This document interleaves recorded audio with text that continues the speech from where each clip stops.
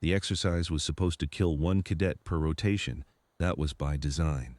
Not literally. The Varothi Orbital Academy was not in the business of murdering its students, regardless of what the recruitment footage implied, but the survival rating for a Tier 4 drop insertion drill had been calibrated so that, statistically, one cadet in 12 would fail to reach the extraction beacon before the cutoff, and that cadet would be held back a full cycle while their squad graduated without them. Sergeant Instructor Drass called it a controlled attrition mechanism. The other instructors called it the culling, always lowercase, always with a particular tight look around their secondary eyelids that the human cadets on the station had learned to read as guilty discomfort. The Varothi Orbital Academy had been operating for 63 standard years. In that time, it had produced more commissioned officers than any other training institution in the upper cluster, a fact the recruitment footage mentioned with considerably more enthusiasm than it mentioned the attrition rate. The academy sat in geosynchronous orbit above Varoth Prime, a space station large enough to have internal weather patterns in its agricultural sections, and it admitted cadets from 17 recognized species across a recruitment zone that spanned 9 systems. Human cadets had been admitted for 11 of those 63 years, a relatively recent development that the older instructors treated with the careful diplomatic neutrality of people who had not yet decided how they felt about it. Rael had been at the academy for 14 months. He had learned, in those 14 months, that diplomatic neutrality from a Varothi instructor was the most honest form of respect the species offered strangers, and that it was worth more than the enthusiasm offered by species that decided immediately whether they liked you. He had also learned that the Tier 4 drop insertion drill existed specifically to find out what cadets did when the environment stopped cooperating, and that the correct answer was almost never the obvious one. He was in the middle of checking his atmospheric seal for the 6th time when the drill de clel started going wrong. He had a habit of checking his seal in multiples of 3. He did not know exactly when the habit had formed. Somewhere in the first few months, probably, after a Thorani bunkmate had told him that Thorani pilots checked their seals once and trusted the result, and Rael had spent 2 days thinking about that and concluded that he was not a Thorani pilot and the consequences of a failed seal were the same, regardless of how many times you had checked beforehand, and checking was free. 6 checks was 2 multiples of 3. He was working on the second set when the staging bay changed beneath him. He was not the reason it went wrong. He would spend the next several hours wishing he had been, because at least then the disaster would have had an author who could answer for it. Instead, the cause was a firmware cascade in the drill AI's environmental subroutine, a bug that had apparently been dormant since the system's last major update and had chosen the 7th minute of a live insertion drill to wake up and start making decisions no one had sanctioned. Rael heard the first indicator, a low, sustained tone from the deck plate beneath his boots, a vibration more felt than heard, like a bass string struck and not released. Squad 7 was spread across the central staging bay of Insertion Platform 3, a pressurized cylinder roughly 40 meters long with 6 hard-sealed drop hatches along its floor and a command observation deck visible through thick polymer 3 levels up. Rael could see Sergeant Drass up there, her silhouette against the deck lights, her crest half raised, her posture so still it was almost ceremonial she was watching them. That was the job. The instructors watched, the cadets performed, and the AI managed all the machinery in between. It was a system that had run without significant incident for 63 years and had therefore accumulated the institutional confidence of something that has never been seriously tested. Except now the AI was doing something else. Morven. The voice was Cadet Yeth. She was a Thorani, built like a section of pipe with 4 arms and a voice that could carry through bulkhead steel, and she was standing 6 meters away with her hand pressed flat against the staging bay's interior wall. The wall is warm. How warm? Warm like the recycler runs hot, not warm like structural fire. Rael crossed to her and pressed his own palm against the polymer. She was right, a steady, deep warmth, the kind that meant something energetic was running on the other side of the insulation. The drill had not started yet. The drop hatches were still sealed. The staging bay was supposed to be climate stable. He pressed harder. as if pressure would tell him something his palm alone could not, and felt the vibration that the deck plate had been carrying. Still there, still sustained, still wrong in a way that was specific and not atmospheric. Environmental subroutine, he said, mostly to himself. What? The thermal pattern. It's the environmental subroutine cycling. Something's driving it hard. He stepped back from the wall. He did not know what was driving it. He did not need to know what was driving it to know that a subroutine cycling that hard in a system that was supposed to be in pre-drill standby was worth paying attention to. Brace call, Rail said to the squad, not loud. On your feet, hands on anchor rails. Do not move toward the drop hatches. 12 cadets moved. That was the first thing Rail had noticed about Squad 7 when he had been assigned to them 8 weeks ago. They moved when told, and they moved fast, and they did not ask the question why before complying. He had expected resistance from a mixed-species squad with as much seniority variance as this one. Voss had 3 full cycles of academy experience, and 3 of the Varathi cadets had come up through their homeworld's preliminary program before transferring, which gave them a kind of institutional confidence that could curdle into stubbornness. But Squad 7 had surprised him. They trained like a unit, which was rarer than the Academy's promotional materials implied. Even Cadet Voss, who was technically senior ranked and who had never entirely forgiven Rail for being assigned to a slot, Voss had expected to hold himself. Even Voss grabbed the rail, then the drop hatches opened, not one by one in sequence, as they would have during a normal drill, all 6 at once, snapping down with a sound like gun reports, and the cold of the insertion shaft roared up through the bay. Not the controlled chill of a calibrated drop zone, but raw void adjacent cold, the kind that meant the thermal buffer between them and deep orbit had failed or been switched off. Several cadets flinched away from the nearest hatches by reflex. Yeth did not flinch. She stepped 1 pace back and turned her face toward Rail with the particular stillness of someone waiting to be told what was happening. Rail saw the readout on his wrist unit change. The pressure differential read wrong. Not drill wrong, but actually wrong. The numbers cycling through values that made no sense for a staged environment. A calibrated drop zone maintained a specific differential that allowed safe deployment of cadets in standard suits, with buffers that compensated for individual suit variations and the physiological range across 17 species. What he was reading now was not a calibrated differential. It was raw gradient, the kind that existed between an inhabited station and the nothing outside it. The insertion shafts were live. Whatever the AI had done to the system, the drop zones were reading as uncontrolled space, and the atmospheric shielding was holding only because of passive systems that were now, very clearly, not receiving any instruction from above. Command, said Rail. This is Cadet Morvan, Squad 7, requesting drill pause. We have a system anomaly. Silence on the squad comm for 3 seconds. Then Sergeant Drass's voice, and the way she said the first word told him everything. Morvan, we are aware. We are locked out of the environmental subsystem. Do not approach the drop hatches. Do not attempt manual override. We are routing a command override from the secondary. The lights went amber. Every cadet in Insertion Platform 3 who had been through even one prior drill knew what amber lights meant. The exercise is live. The amber light protocol was unambiguous. Once amber, the AI managed the environment, the instructor observed without interfering, and cadets performed or failed. The protocol had been designed by people who believed that removing the instructor's ability to interfere during an exercise was the only way to accurately measure cadet performance, and they were probably right about that in the set of situations they had imagined when designing it.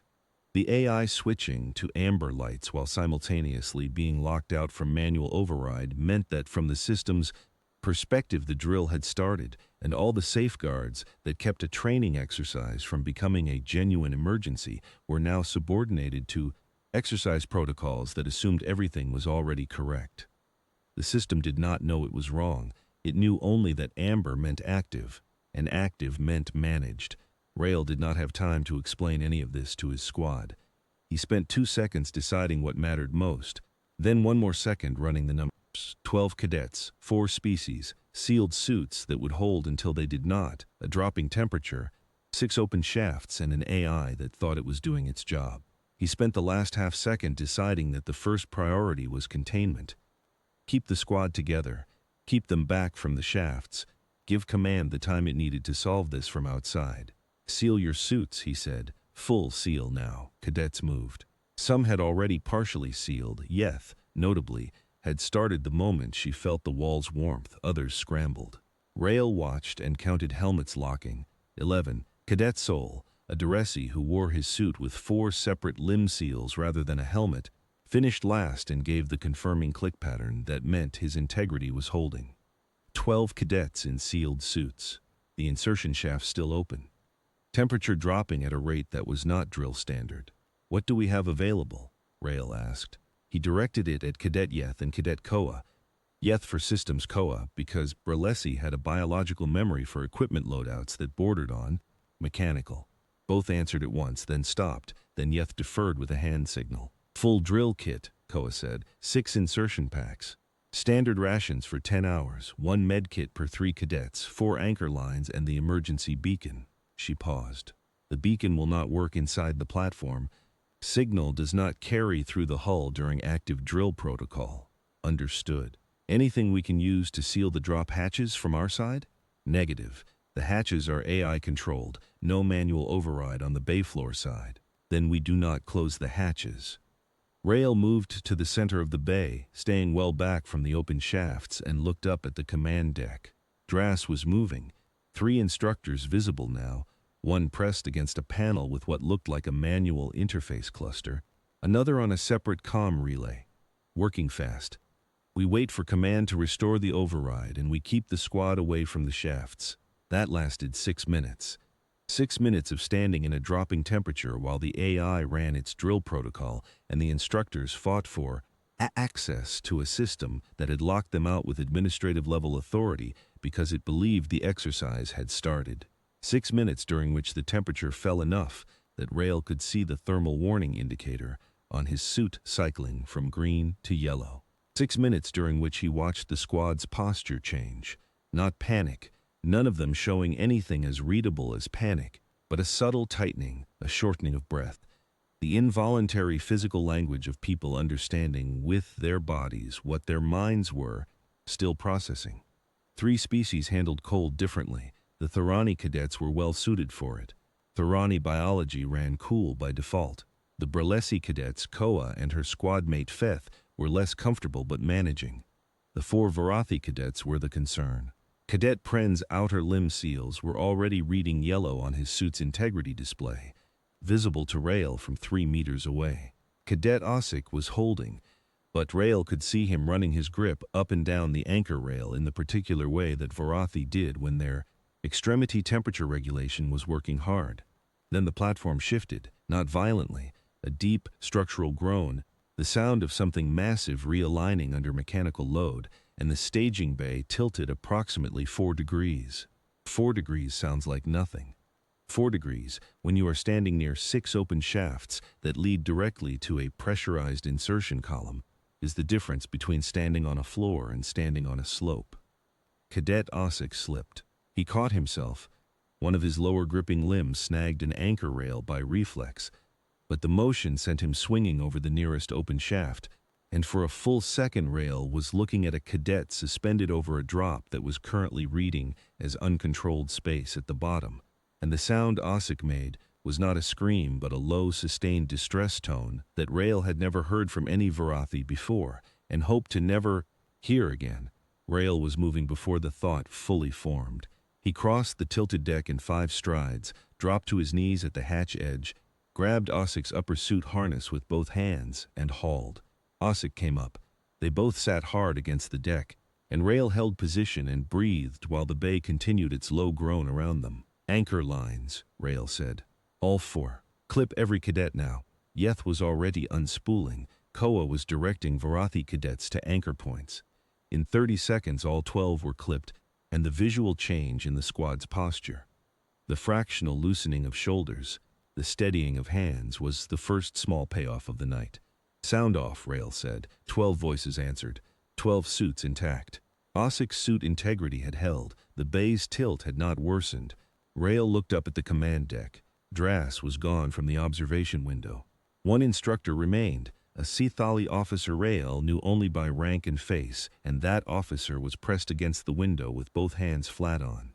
The polymer in a gesture Rael recognized as the Sethali equivalent of desperate apology. He read it for what it was. Command had not restored the override. Command did not know when they would restore the override.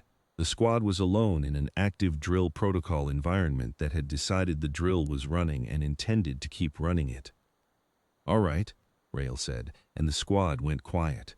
Not the quiet of panic, the quiet of people waiting for someone to tell them what was possible. We stay clipped, we stay on the uphill side of the bay, and we figure out what comes next. What came next was the AI finding its escalation protocol. The drill had been designed for an orbital insertion scenario. Drop cadets through shafts, navigate a simulated debris field, reach extraction beacon. The AI, locked into its exercise routine, had moved to Phase 2. In a normal drill, Phase 2 meant activating the obstacle elements in the insertion columns, simulated debris, turbulence generators, timed access locks. In the current situation, with the insertion columns reading as live rather than simulated, the AI's Phase 2 activation translated to something different. A set of access points on the far wall of the staging bay, unlocked. Not the drop shafts, the emergency service tunnels, the narrow maintenance access shafts that ran through the platform's superstructure. In a normal drill, these would have been emergency exits. The AI had reclassified them as part of the course. 3 of them opened. The rest stayed sealed, including the primary exit corridor that led back to the inhabited sections of the station. Rael saw what the AI had done and felt the shape of it settle in his chest like something cold. They were not trapped in the staging bay. They were being directed. The AI was running its drill, and it had just opened its version of a path forward, and if they followed that path, they would be moving through maintenance tunnels that were not rated for cadet traffic, not monitored by the safety subroutines that governed the drop shafts, and not equipped with any of the normal safety margins the station's design assumed would exist between cadets and the platform's operational infrastructure. The AI wanted them in the tunnels. "It thinks we're running the course," Cadet Voss said. He had been quiet for the last several minutes, which was unusual for Voss, and when he spoke now, his voice was controlled in a way that meant he was actively keeping it that way. "It opened the tunnels because the course route goes through the superstructure." "Yes. So if we go in the tunnels, we're doing what it expects." "Yes, and if we don't?" Rael looked at the sealed primary exit, at the drop hatches still closed, something deeply buried in the safety architecture having sealed them when the platform shifted, some last functioning subroutine keeping that particular door from opening. He was grateful for small things. At the 3 service tunnel entrances, at 12 cadets on anchor lines in a tilted staging bay with a temperature that was still dropping and a platform that had groaned once and might groan again. "If we don't, we wait here until command restores the override or until the drill protocol times out." "How long does a Tier 4 drill protocol run before the system times out?" Rael had studied the drill documentation. He wished he had not. 14 hours. The sound that came out of Cadet Feth, a Bralesi who communicated in a mixture of vocalizations and bioluminescent skin patterns, was a short, sharp click that Rael had learned meant something like that cannot be correct. Rael confirmed with a single nod that it was correct. Feth's skin pattern cycled briefly through a sequence of dim amber pulses before stabilizing. Even the Bralesi, who expressed distress through light rather than sound, could not keep the amber out. The silence that followed was the worst kind, not the silence of shock, but the silence of 12 people doing the same calculation and arriving at the same answer. 14 hours in sealed suits with dropping temperature and a platform that had already shifted once. The suits would hold. The suits were rated for sustained deployment, but Pren and Ossic's calibration issues would worsen. The cold would work on everyone, and there was no guarantee the platform would not shift again. "We could split," Yeth said. "Send 2 into the tunnels to try to reach a manual override point."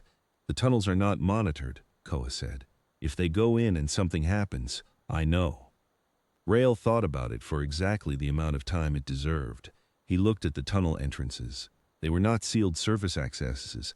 They were open, the lights inside them on, and steady, the AI having unlocked them as course elements. That meant the tunnel environments were active. That meant the AI was doing something in there. "What is inside the maintenance tunnels?" he asked.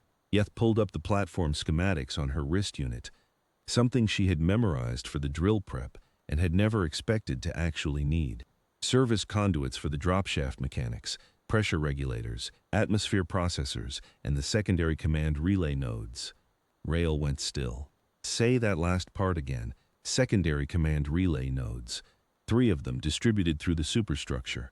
They are the backup control points for the platform's environmental system, manual override capability if the primary AI management fails."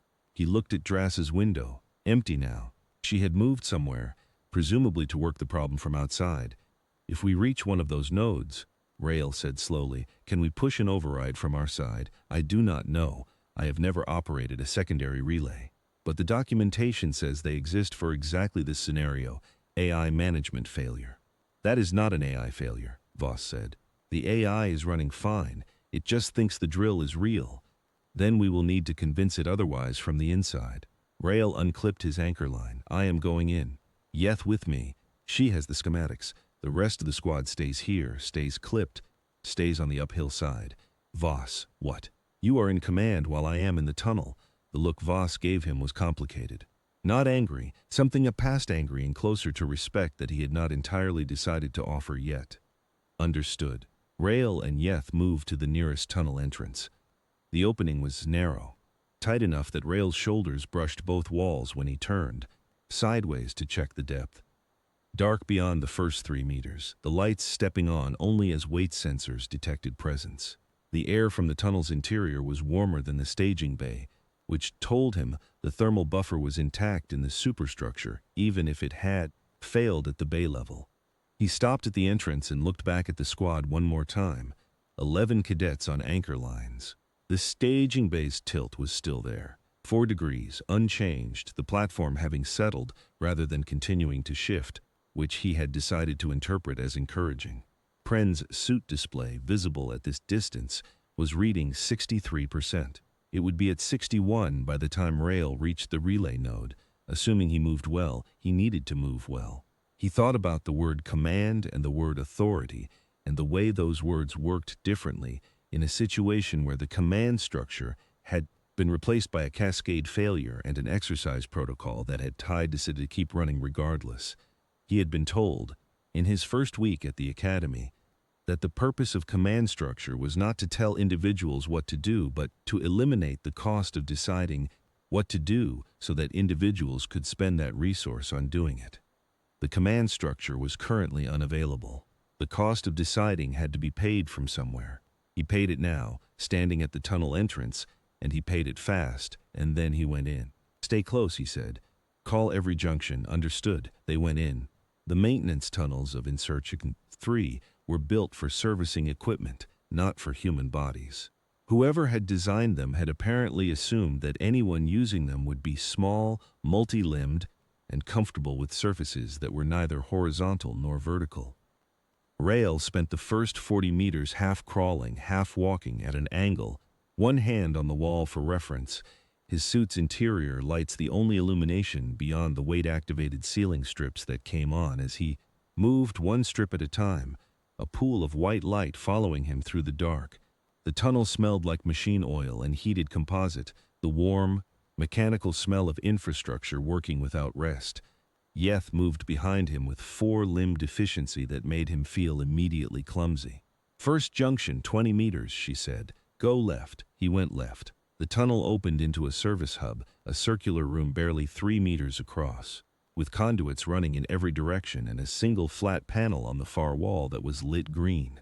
Not the right node.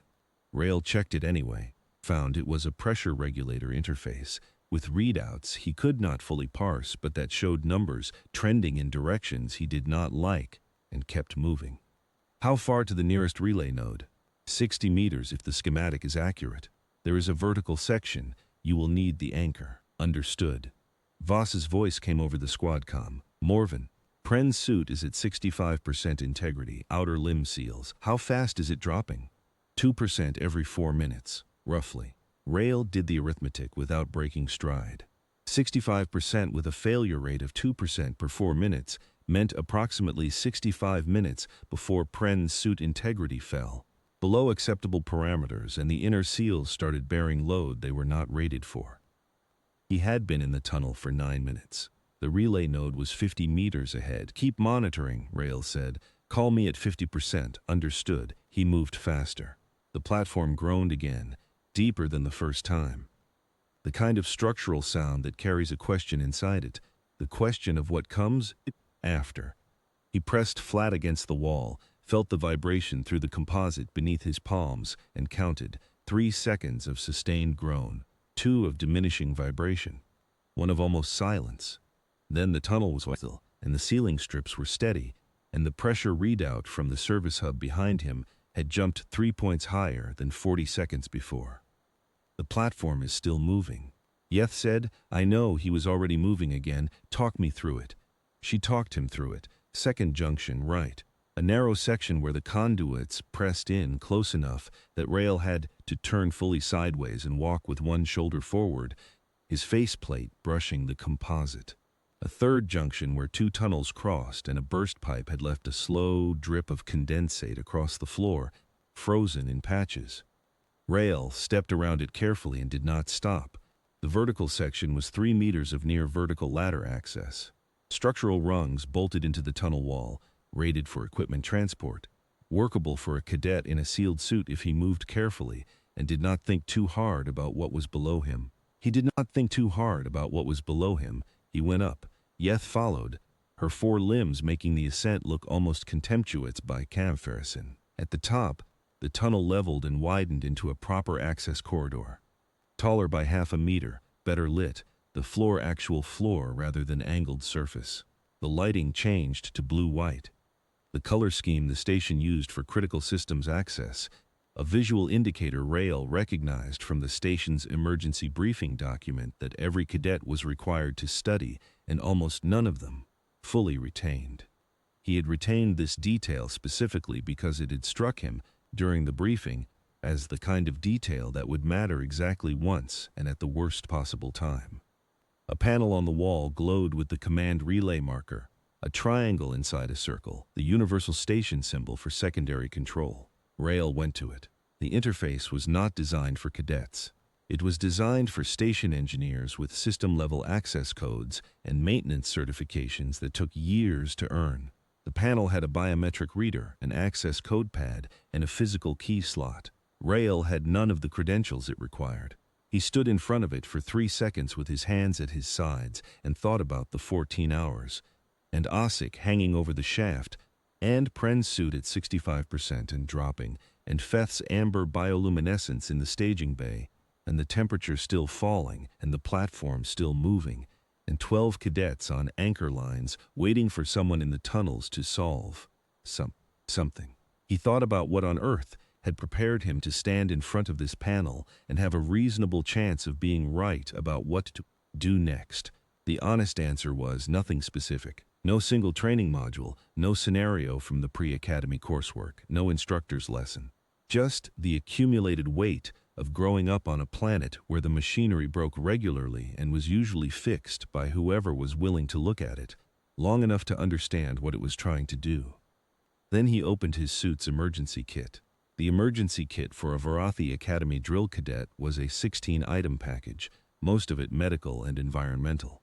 Item 11 was a system emergency bypass card, a low-level override tool issued to cadets for use on equipment rated below their training level in genuine emergency conditions, after which the card's use was logged and reviewed. It was designed for locking malfunctions in personal equipment and low-level environmental controls in cadet quarters. Using it on a secondary command relay was not what it was designed for. The card's documentation specifically noted that it was not to be used on Class B or higher systems. The phrase appeared twice in the documentation, which told Rail something about how often people had used it on Class B systems before. The command relay was a Class B system. Rail ran the card anyway. The biometric reader lit amber, then went dark. The access code pad went dark. The physical key slot popped open, not all the way, just slightly, a mechanical click followed by a 1 centimeter gap, and a standby light appeared, pale yellow rather than the operating green or the challenge red Rail had expected. He read it after a moment as the relay dropping to a lower access tier because the bypass card had told it the system above it had failed, which was, in a purely technical sense, true. The primary environmental subroutine had failed. The relay's safety architecture had interpreted the bypass card signal as a failure event flag, which had dropped the security tier, which had opened the biometric reader. He pressed his hand to the reader. It held for 2 seconds, long enough that he began to form a contingency. Began to think about whether there was another node, another approach, something else available, and then it accepted his print. The relay interface opened.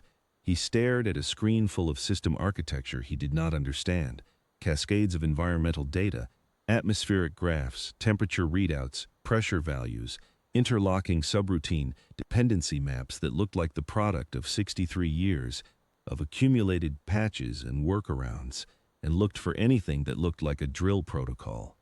The screen was not organized for visitors. It was organized for engineers who already knew where everything was. Rail worked from left to right across 3 submenus before he found it. A running exercise timer, a phase indicator reading phase 2 active, and a log of override attempts from the primary command deck above, all rejected, the rejection stamped with timecodes going back 42 minutes. At the bottom of the screen, below the phrase manual override, authorized personnel only, there was a single large input field. He stood there for 3 seconds. He thought about writing something technical, something that referenced the cascade failure, the firmware version, the specific subroutine. But he did not know the technical language, and the system would either accept what he typed, or it would not. And it was a system that had been told by his bypass card that the hierarchy above it had failed, which meant it was in a mode where it needed someone to tell it what to do. A system waiting for instruction was a system that needed instruction to be specific and confident, not elaborate. He typed, Exercise halt, life safety condition, authority Morvan R. Cadet Squad 7. He had no idea if a cadet's name was a valid authority for an exercise halt. He pressed confirm and waited. The timer stopped. The relay screen went from exercise orange to standby gray, and somewhere far below him in the staging bay, Rail heard, not felt, actually heard through the tunnel structure. The sound of hatches closing, the drop shafts, sealing. The lights shifted from amber to white. The drill was over. Sergeant Drass's voice came on the squad comm 2 seconds later, tight and controlled, the way a person sounds when they have been running very fast and have just been allowed to stop. Squad 7, this is Sergeant Instructor Drass. The exercise protocol has been suspended. All cadets hold position. Emergency response teams are en route to Platform 3. Do not move until cleared. Rail lowered his hands from the relay panel and leaned his back against the tunnel wall. His legs were not shaking. He checked, specifically, and they were not shaking, which he counted as a success. Morvan. Yeth's voice from 3 meters back in the tunnel. What did you type? Something that should not have worked, but it did. The system needed someone to tell it to stop. I told it to stop. He pushed off the wall and turned back toward the vertical section. We need to get back to the squad. He said it without looking back at the relay panel, because looking back at it would have been a way of asking himself whether he was certain it had worked, and he was certain it had worked. The amber lights were gone, the timer had stopped, and the sound of the hatches sealing had come through the tunnel structure clearly enough to be unmistakable. He was certain. He moved with the certainty, because the certainty was the only thing the squad needed from him right now, and spending any part of it on a backward glance at a panel he was not authorized to have touched was a waste of the resource. The certainty was also the thing he was least sure of. He was aware of this. He kept moving. The return trip was faster than the outbound. Rail moved without checking junctions. He had the route memorized now, and dropped the vertical section in one controlled descent, and came out of the tunnel entrance into the staging bay to find 12 cadets still clipped, still uphill, still intact, and Voss standing at the forward position with his arms crossed and his jaw set and his eyes doing the thing Rail had learned to read as someone, holding themselves very carefully together. The staging bay looked different in white light. Amber had given it a quality of suspended judgment, the visual register of an ongoing evaluation. White light made it a room again, a tilted, cold, malfunctioning room with 6 sealed hatches and 4 species standing on anchor lines, but a room with the particular mundane clarity of something that has survived its own emergency and is waiting to find out what comes next. Rail walked across the tilted floor without using the anchor rail and felt the tilt in his knees and ankles the way you feel a slope you have walked. Long enough to stop consciously measuring. His body had recalibrated. He noted that. Yeth came out of the tunnel behind him and immediately moved to the Thirani cadet nearest the observation window. Cadet Rin, the youngest member of the squad who had spent the last 40-some minutes in near-perfect stillness in a way that Rail had been aware of as a background concern. Yeth said something to Rin in Thirani that Rail did not speak well enough to follow, and Rin made a sound in response that seemed to mean "I am fine," or possibly something more like "I have decided to be fine," which was not the same thing but was sufficient. The drop shafts were closed. The temperature was still wrong. It would take time for the thermal systems to recalibrate, but the acute danger was gone. The platform no longer groaned. The lights were white, report, Rail said. All present, Voss said. Pren's suit calibration is at 61%. His outer limb seal started to degrade in the cold. Osik is fine. Everyone is. He stopped. Everyone is functional. Rail looked at Pren. The Varathi cadet was standing with all 4 limbs in contact with the deck, which Rail had learned was a Varathi grounding posture. The species did it when they needed to confirm that the solid surface was still there and willing to hold them. Pren was doing it without appearing to notice that he was doing it, which told Rail something about the state of Pren's awareness of his own physical responses. He was going to be fine, but he was going to need the medical team, and he was going to need the suit calibration rig, and he was going to need approximately 48 hours before the memory of being in that suit in the Hirgold stopped being the first thing his body noticed when he moved his outer limbs. Rail knew this not from any Varathi physiology course, though he had taken 2, and they had been useful, but from the particular way Pren was standing, which was the way a person stands when they are rationing their awareness of their own body very carefully and spending the savings elsewhere. He had stood that way himself once after a training accident in his 2nd month at the academy. He recognized it across species lines. Not fine. Functional. Rail noted the distinction. He looked at the squad, 12 cadets, Thirani, Varathi, Duresi, Brelesi, 3 species besides human, none of whom had signed up for an exercise protocol that turned live without warning. All of them standing, all of them suited, all of them here. He said, "Good work." It was not sufficient. He knew it was not sufficient, but it was what he had, and it was true, and they deserved true more than they deserved eloquent. Emergency response arrived 11 minutes later. 4 engineering teams with environmental restoration equipment, a medical crew with the portable calibration rigs that Pren's suit needed, and an investigation team whose presence told Rail before anyone said a word that this was going to become a formal inquiry. He recognized the investigation team's lead, a Sethali officer in Station Authority Gray, not Academy Gray, by the particular deliberate way she moved through the hatch, recording everything she saw before she committed to any of it. Rail noted her arrival and noted that she noted him noting it, and that this exchange of awareness was already in her mental report. Sergeant Drass came through the primary corridor hatch, now open and cycling normally, with the look of someone who had not stopped moving for the last hour and was still not entirely convinced she was allowed to stop. Her crest was fully raised, which in a Varathi was the physical equivalent of a full-body tension response. Not aggression, but sustained high alert. It would come down when she was satisfied, and not before. She looked at 12 cadets. She counted them. Rail could see her eyes moving, and did not look at ease when she reached 12. She looked at Pren, whose suit was now showing a full integrity report she could read from across the bay. She looked at Osik. She looked at the staging bay's thermal indicator, still reading below optimal but rising as the engineering team's restoration equipment began pushing warm air back into the space. She looked at Rail. She looked at his wrist unit, specifically at the emergency bypass card he was holding, which he had not put away because there had been no moment in the last hour that felt like an appropriate time to do administrative housekeeping. "Cadet Morvan," she said. "Sergeant Instructor, you access to secondary command relay." Yes, Sergeant Instructor, with a Class E bypass card, on a Class B system. Yes, Sergeant Instructor. She held his gaze for a long moment. Her crest, which had been raised since she entered the bay, slowly, deliberately, came down. That was a Vorathi gesture that Rael had looked up exactly once and not forgotten, the crest lowering of a superior officer acknowledging a subordinate's competence, the equivalent of a slow nod delivered by a species that did not nod. The relay access log has your name, your print, and the text of your override command, she said. The investigators will want that record. I know.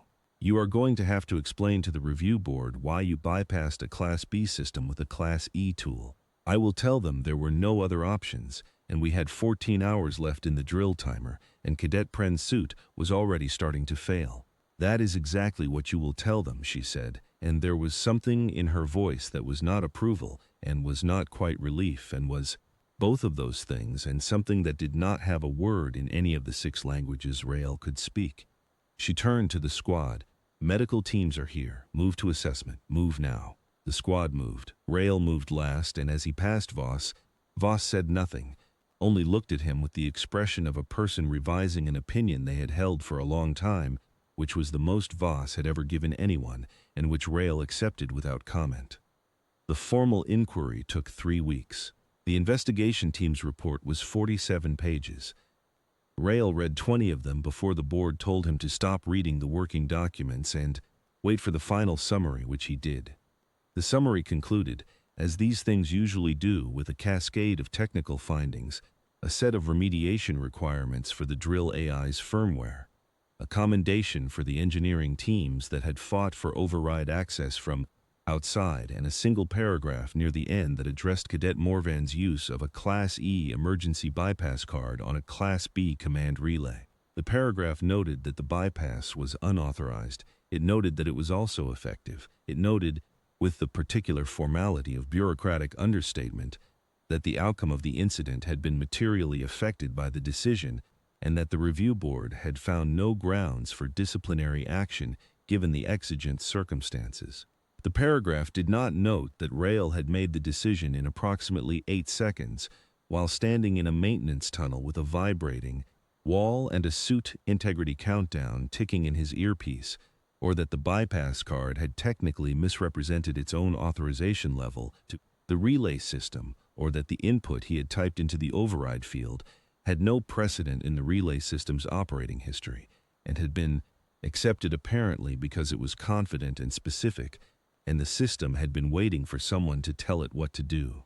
These were details that appeared in the working documents he had been told to stop reading, and which he had therefore read before being told to stop. Rael read that final paragraph twice. He did not feel vindicated. He felt something quieter than that, the feeling of a person who has done a thing that was necessary and has been told officially that it was necessary, and who is now left alone with the memory of 12 cadets on anchor lines in a dropping temperature and the knowledge that it could have gone differently at 6 separate points along the way. He thought about Ossick hanging over the shaft, the low, sustained distress tone, the grip on the anchor rail, the 2 seconds of suspension that had felt much longer. He thought about Pren's outer limb seals at 65% and dropping. He thought about the sound of the platform groaning, the specific quality of that groan that meant something large, was under load it was not designed for, and was deciding, was somewhere in its structure, what to do about that. He thought about standing in front of that relay panel with a card he was not authorized to use and typing words he had no authority to type, and the system accepting them anyway because he had been specific enough and confident enough, and, he suspected, just sufficiently ignorant of why it should not work to present his input without the hesitation that would have told the system's lower-tier processes to reject it. He put the report summary down on his bunk and did not look at it again. That night, in the bunk room he shared with 4 other human cadets. There were 19 human cadets currently enrolled in the academy, spread across 7 squads, and the academy had seen fit to quarter them together in a block of rooms on the station's outer ring that had better exterior views than most of the other cadet quarters, which Rael had always suspected was either a deliberate courtesy or a bureaucratic accident. He lay on his back and looked at the ceiling and thought about the relay node's input field, about the blinking cursor in a box designed for engineers with clearances he did not hold, about the specific feeling of typing words into a system that had every right to ignore them and choosing to commit to the words anyway, without hesitation, because hesitation was its own kind of answer and not the one he intended to give. He had been asked once, during his initial evaluation for academy admission, to describe what he considered the primary advantage of human cognition in high-pressure environments. He had thought about it for a moment and then said, "The willingness to attempt the obvious thing when the obvious thing seems too simple to be correct." The evaluator, a Varathi officer with 3 rows of commendation marks on his collar, had noted this in his file without comment. Rail had not known at the time whether it had counted for or against him. He thought it probably counted now. The investigation team's lead, the Sithali officer in Station Authority Gray, had stopped him in the corridor outside the assessment staging area on the morning of the 3rd day, when the inquiry was still in its evidence-gathering phase. She had not introduced herself. She had looked at him for a moment and then said, in the dry, careful way of Sithali officials who had seen many things and had formed opinions about most of them, "The relay log shows that your override command was accepted on the first attempt." "Yes," Rail said. "The relay's access tier documentation indicates that a Class E bypass card initiates a failure flag handshake, which drops the security tier temporarily for biometric verification. No cadet has used this pathway before. I did not know it would work," he said. "I knew what I needed and what I had. I tried what I had." She had looked at him for another moment. "The relay's language parsing module logged your override command as a Priority 1 life safety flag, which is why it processed the halt immediately rather than queuing it for review. I did not know it would parse it that way. No." She said this as if it explained something. Then she moved down the corridor, and he did not speak with her again until the final summary report was released and her name appeared in the investigation team's acknowledgments, which was the only place he found it. The squad had a scheduled session the following morning, a modified version of the Tier 3 physical assessment that had been substituted for the halted Tier 4 after the investigation team cleared the cadets for resumed training. The substitution was listed in the schedule as an administrative adjustment, which Rail took as the Academy's way of acknowledging that a Tier 4 drill had become something other than a drill without formally labeling it as such. He had learned in 14 months that the Varathi Orbital Academy was an institution that maintained its records with great precision and its language with great care, and that these two qualities were not always pointing in the same direction. Rail arrived 4 minutes early. So did Yeth. So did Koa. Feth arrived immediately after them, his skin pattern showing the steady neutral blue of someone operating normally, with no amber. Voss arrived exactly on time, which for Voss was its own kind of statement, neither early nor late, positioned precisely at the boundary of compliance, which Rail had come to understand, was Voss's version of respect for something he did not yet know how to name. The Varathi cadets filed in together, and Pren's suit was fully calibrated now, the outer limb seals repaired and tested and stamped with a maintenance certification that would hold for the rest of the academic cycle. Pren moved without the careful compensatory motions Rail had been watching for. The subtle protective adjustments of a cadet managing a suit issue he had not disclosed to a supervisor. The suit was right. Pren was right. Rail stood at the front of the formation and looked at the faces looking back at him. He counted. 12, including himself. He had developed a habit of counting the squad in the week since the drill, a visual sweep, a silent count. 12, and he did it now without meaning to, and the 12 were all there, and he allowed himself 1 second to register that before moving on. "Assessment starts in 3 minutes, he said. "Standard protocols, no variations." He paused. "Nothing is going to go wrong today." It was a small thing to promise. The kind of thing a person says when they know they cannot guarantee it, but they say it anyway because the room needs to hear it, and because sometimes what a room needs more than accuracy is steadiness. None of them called him on it. They were cadets who had spent time on anchor lines in a tilted staging bay and had come out of it functional, and they understood the difference between a guarantee and a posture. and they had decided that his posture was worth standing under. Sergeant Drass entered through the rear access, moving at her usual pace, her crest at neutral. She took up her position at the back of the room and produced her assessment tablet and clicked it active. She looked at her tablet rather than at the squad, which was either professionalism or a deliberate act of normalcy designed to tell 12 cadets that this was an ordinary session and that ordinary sessions were what happened now. "Begin," she said. They began. The assessment ran 40 minutes and produced no anomalies. 12 cadets performed within acceptable parameters on every metric. The emergency beacon worked on the first activation. The anchor lines fed out and retracted without error. The drop hatch simulation, a static exercise, no actual shafts. The AI running a contained environment with hard physical limits on every variable, completed in sequence. Pren's limb seal integrity held at 100% for the full duration. Osik performed the anchor line deployment faster than his previous personal best by 11 seconds, which was not a number that appeared in any official record, but which Rail clocked on his wrist unit and kept to himself. When it was over, Sergeant Drass recorded the scores without comment and left the room.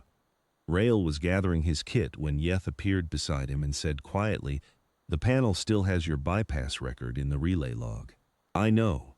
Does that bother you?" He considered the question properly, which was the only way to answer Yeth. She could tell the difference between a considered answer and a reflex answer, and she preferred the former. He thought about the relay log, about his name and handprint attached permanently to a record of an unauthorized use of a Class E bypass card on a Class B system, a record that would outlast this academic cycle and possibly outlast his time at the academy. He thought about whether that was something that should bother him. "No," he said, "it should be there. It happened."